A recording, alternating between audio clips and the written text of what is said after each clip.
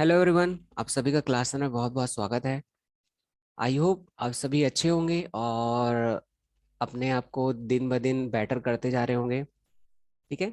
So happy learning to everyone, है ना। दिन ब दिन हमें सीखते हुए चलना है।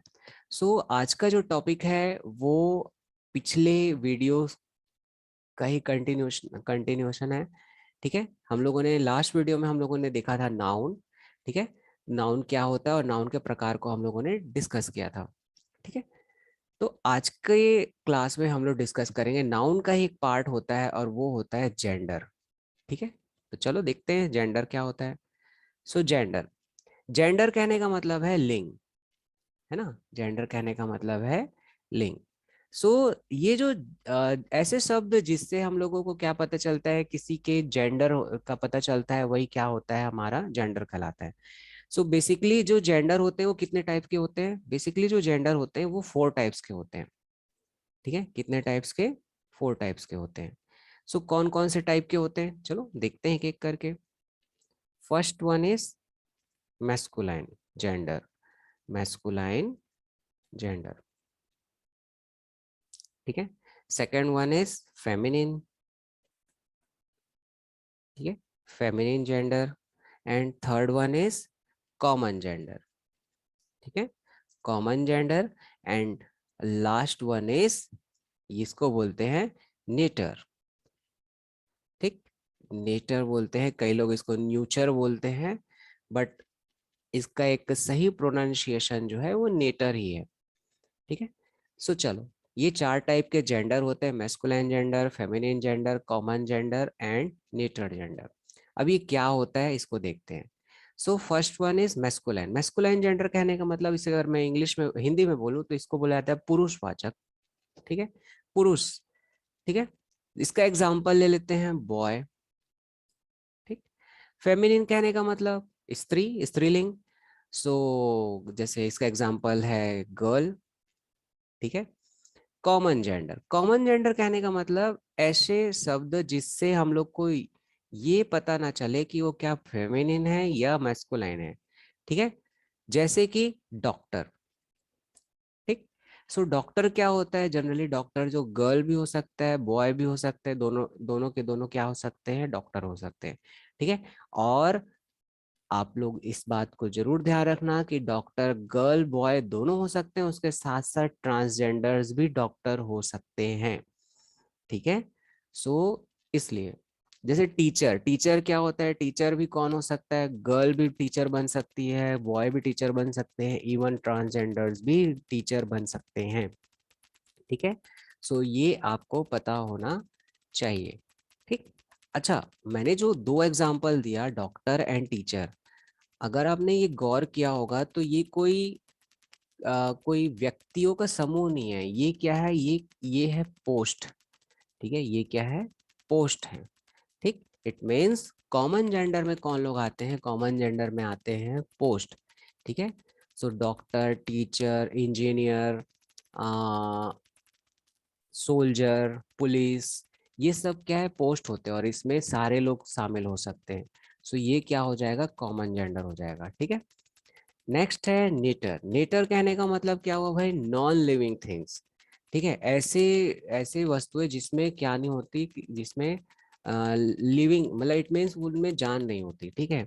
नॉन लिविंग थिंग्स इसमें आते हैं, जैसे एग्जांपल के तौर पे बुक्स। ठीक है। और बुक्स के अलावा पेन। ठीक। या फिर आपका बाइक, ये सब क्या होते हैं? नेटर में आते हैं। ठीक है।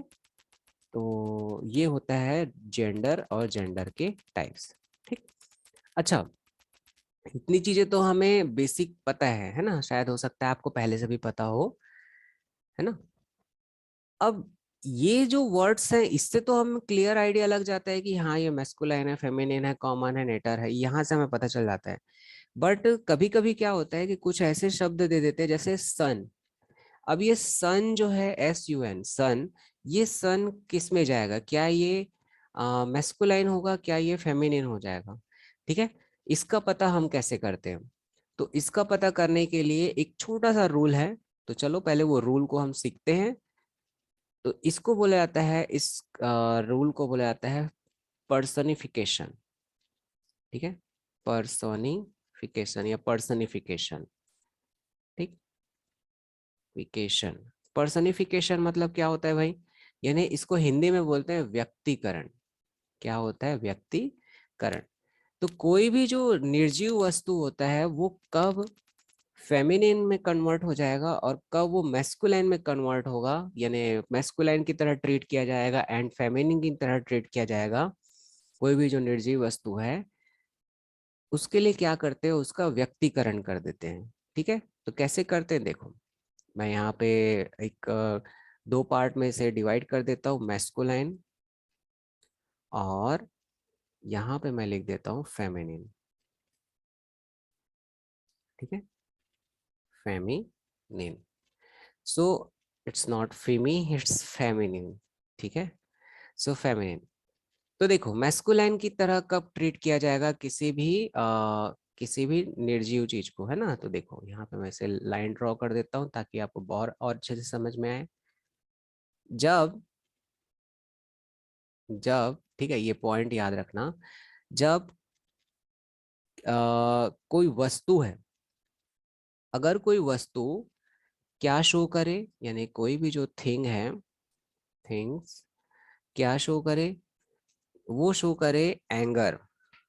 ठीक है, एंगर और पावर यानी ताकत, ताकत को क्या बोलते हैं आपका, एंगर हो गया, और हिंसा। ठीक है, या ताकत, ठीक, पावर, एंगर, पावर एंड हिंसा को क्या बोलेंगे हम, वायलेंस। ठीक है, अगर ये शो होता है, अगर किसी वस्तु की वस्तु का यूज इस फॉर्म में यूज होता है, सो वहां पर वो जो वस्तु किसकी तरह दिखाई देगा, वो मैस्कुलाइन की तरह दिखाई देगा।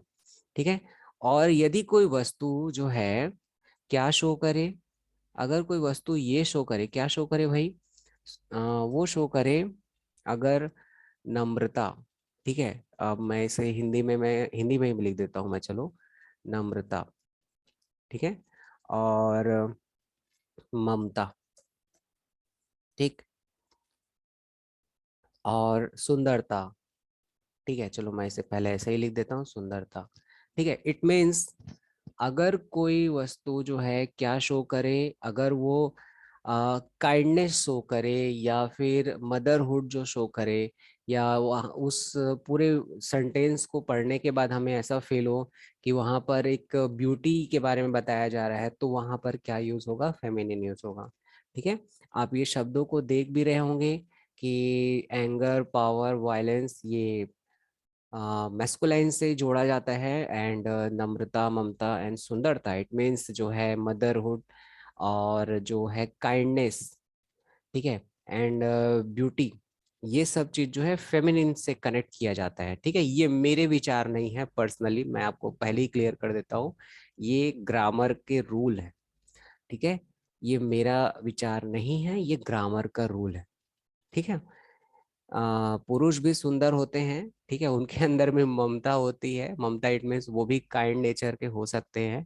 ठीक है, बट ये जो रूल यही कहता है कि अगर कोई निर्जीव वस्तु है उसमें अगर ये दोनों फॉर्म, अगर एंगर, पावर, वायलेंस शो होता है तो वो मैस्कुलाइन में जाएगा, और अगर वहां पर काइंडनेस, मदरहुड एंड ब्यूटी के बारे में बात हो तो वो किस में चला जाएगा, फेमिनिन में चला जाएगा। ठीक है, सो मैं एक एग्जाम्पल देखते हैं तो आपको और अच्छे से क्लियर हो जाएगा।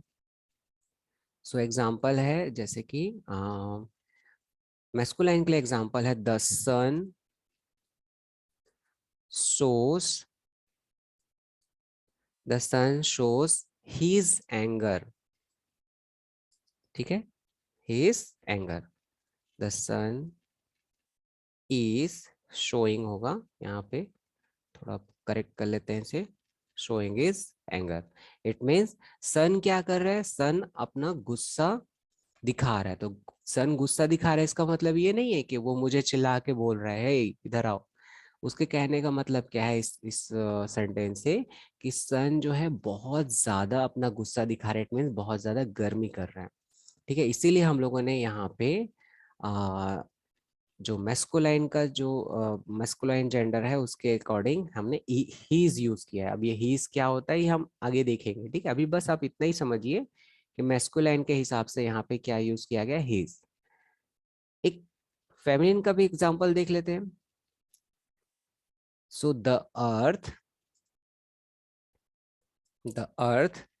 keeps in keeps in her lap, ठीक है। इसका मतलब क्या हुआ कि अर्थ, अर्थ मतलब धरती यानी पृथ्वी ने हमें किसमें किसमें हमें पकड़ के रखा है, अपनी गोद में हमें रखा हुआ है, ठीक है। सो जनरली होता है क्या है, गोद में कौन रखता है, गोद में जो माँ होती है वो अपने बच्चे को रखती है। सो इसलिए यहाँ पे जो अर्थ है वो किस फॉर्म में यूज हो रहा है, या उसका अगर हम लिंग बोलेंगे तो क्या हो जाएगा, वो हो जाएगा फेमिनिन जेंडर, ठीक है। सो आई होप आपको ये दोनों पॉइंट समझ में आया होगा कि मैस्कुलाइन कब यूज करेंगे एंड फेमिनिन कब यूज करेंगे, ठीक है। अगर ये आपको वीडियो अच्छा लगा हो तो आप इसे जरूर लाइक कीजिए एंड शेयर कीजिए अपने दोस्तों को। अगर कोई सजेशंस हो या कोई क्वेश्चंस हो सो आप बिल्कुल यहाँ पे कमेंट कर सकते हैं, ठीक है। और लाइक कीजिए और सब्सक्राइब कीजिए। Thank you.